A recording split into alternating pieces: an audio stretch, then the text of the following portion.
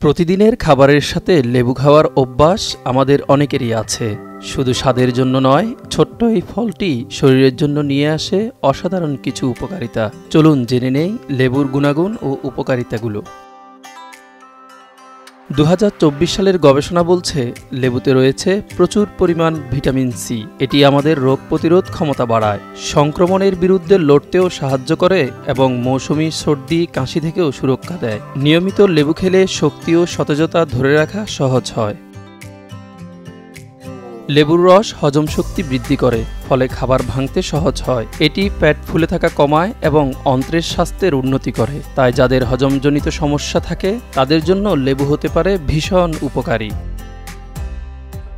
2008 সালের গবেষণায় দেখা যায় লেবু কম ক্যালোরিযুক্ত একটি খাবার। এটি দীর্ঘক্ষণ পেট ভরা রাখতে সাহায্য করে, ফলে অপ্রয়োজনীয় খাবার খাওয়ার প্রবণতা কমে যায়। তাই ওজন কমানোর ডায়েট তালিকায় লেবু একটি কার্যকর সংযোজন হতে পারে।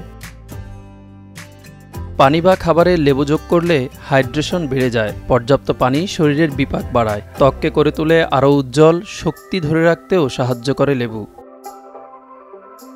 অ্যান্টিঅক্সিডেন্ট সমৃদ্ধ লেবু শরীরের প্রাকৃতিক ডিটক্সিফাই প্রক্রিয়াকে সাহায্য করে। এটি টক্সিন বের করে ত্বক পরিষ্কার রাখে এবং শরীরকে ভেতর থেকে সতেজ করে তোলে।